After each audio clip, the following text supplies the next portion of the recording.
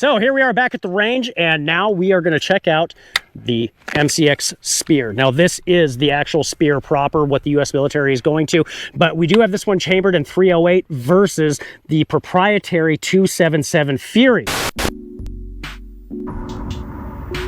Now, the whole idea that SIG was trying to go with was that, and this is, some of this is personal opinion, I think we're a war behind. We've left Afghanistan, and what the Army and the Department of Defense wanted was a rifle that at about 300 to 500 yards could crack body armor with and still have that flat firing trajectory. So with that, the idea was to go back to a battle rifle size cartridge, 308 and then the 277 Fury. Now, like I said, this one's going to be in 308, so we don't have that the Fury round to actually test and play with today. Now, if this were the Fury though, it is going to have a much beefier barrel and chamber. So they're wanting to generate 120,000 psi in that chamber in order to get the muzzle velocity they need to basically go hilltop to hilltop and crack enemy body armor.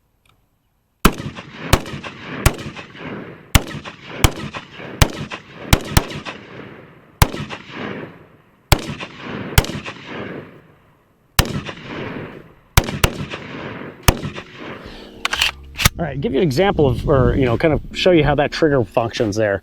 So that's our take up. This is quite better than, say, the SCAR. Okay, here's the wall, our break, and our reset. Way bigger, way better out of the box than a SCAR. And actually, I'll even say that's even better than a mil-spec trigger out of the box for, say, just any AR that you... Yeah, come in and look at this thing. So we have, here's the break, really snappy, have a little bit of take up, and there's our, there's the break, and there we go. So where it goes to break. There's the reset. There's a reset. There it is. So it's not too bad. Would get. SIG put quite a bit of work definitely behind this trigger compared to, say, just some of the regular line. You look at something like their Tread, which is of course more of like a budget AR platform. So if you're spending the money on a Spear or something like this, I mean, no, yeah, you're getting better features, and you're really getting that MCX pedigree with this platform. You're getting a better trigger, ambidextrous controls for even the bolt release and the bolt catch. In addition to ambidextrous mag releases, our folding stock, and then of course we have our adjustable gas block up at the top, and we only have a flash hider on this one. And as we said before, you can even see we got the threads on. This is designed to be fired, suppressed, so normally we would definitely want a can out of the end of this.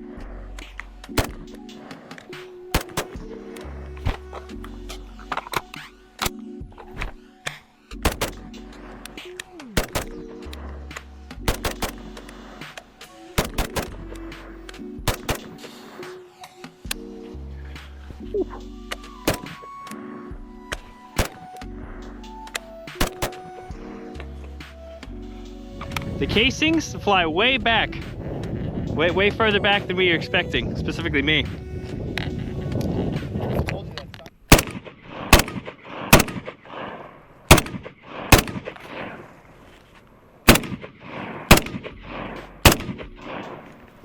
All right, I'm gonna move and shoot. Go for it.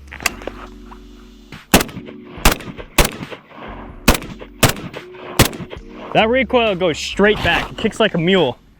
Unlike some of the other firearms that I've shot, the recoil wants to ride up. This one, straight back. So you gotta really brace yourself.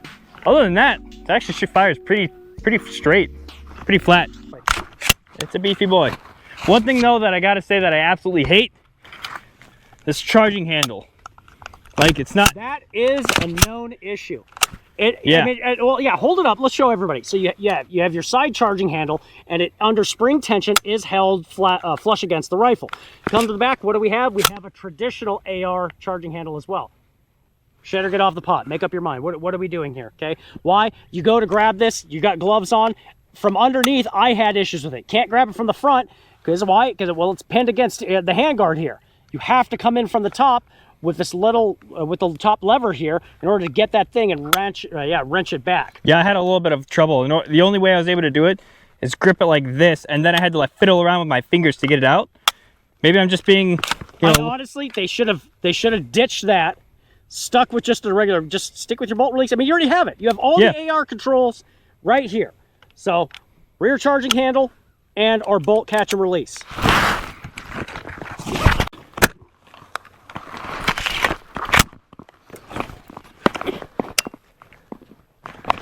All right, let's see what we got here.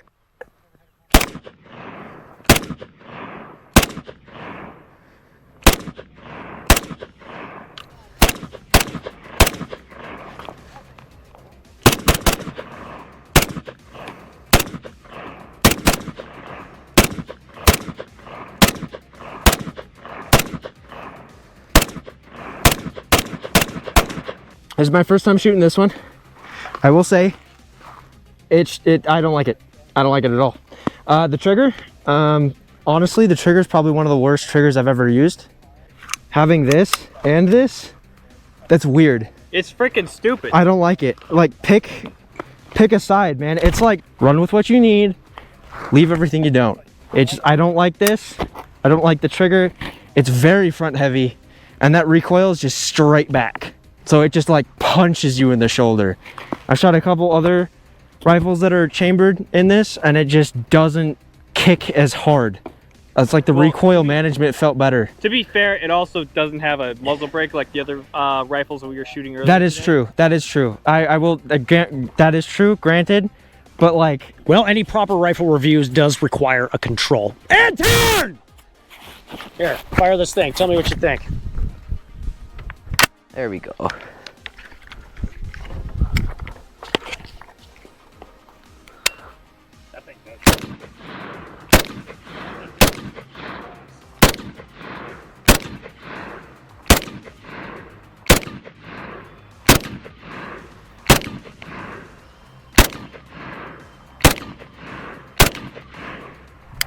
I think the trigger is better on this, but it's still not very good. It kicks really hard.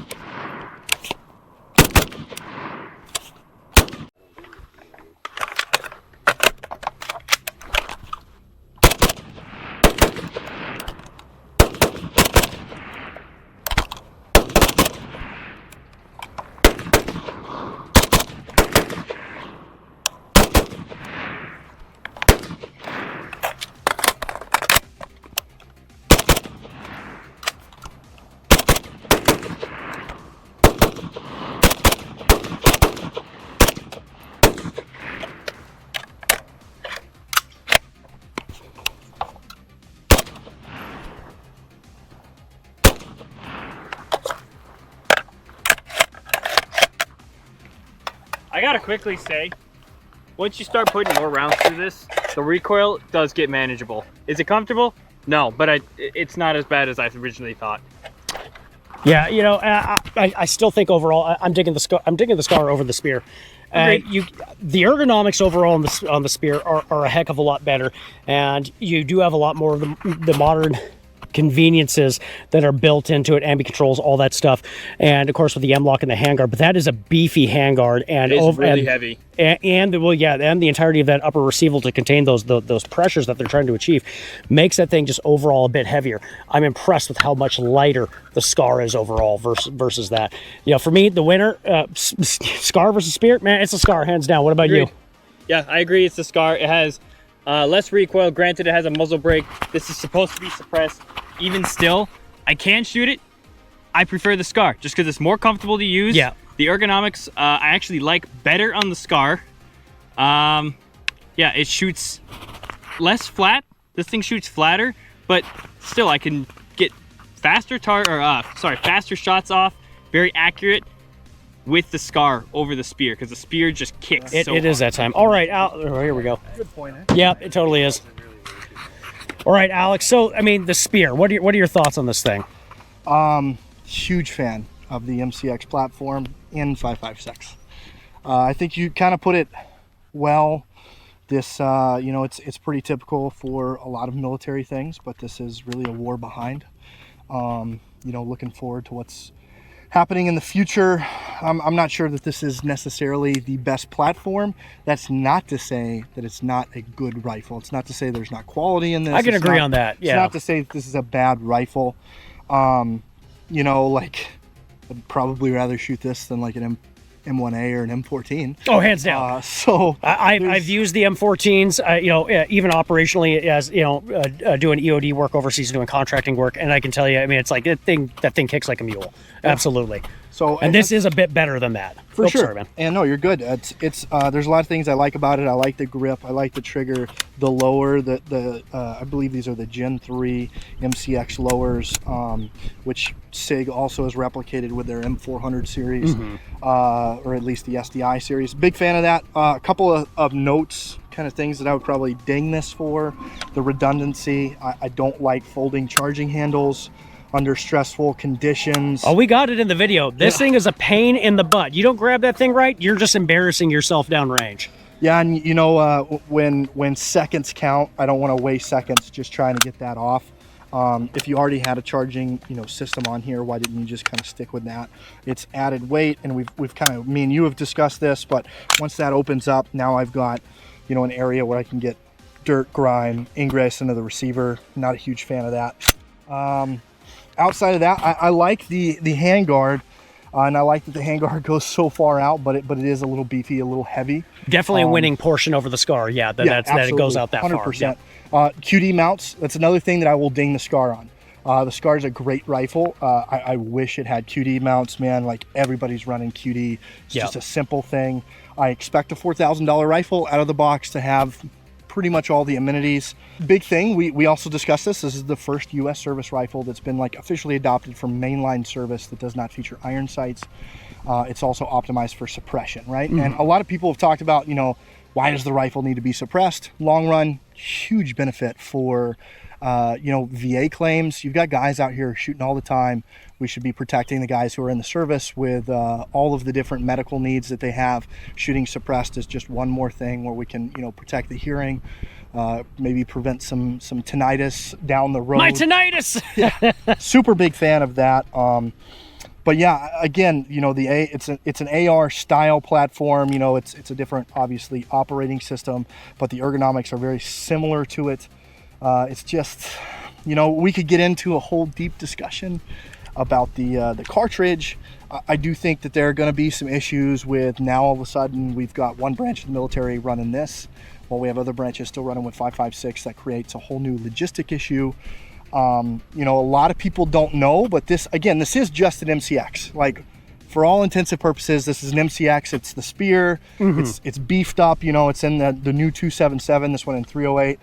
The MCX Spear Lite, the LT, is adopted by SOCOM. So SOCOM's still running with 5.56. Yep. Same platform, and in my opinion, just a better platform. And again, that's a testament to, I don't mean this to be anything negative against SIG. SIG makes great products, and this is a great rifle in its kind of innovation and design and operation. It's just like the Spear came before, right? And you kind of feel like the Spear set that bar, and this was a rifle made to kind of match up to the Spear. SCAR. Yeah, Sorry. SCAR. No, I got you. I messed that whole thing up. That's all right, man. Again.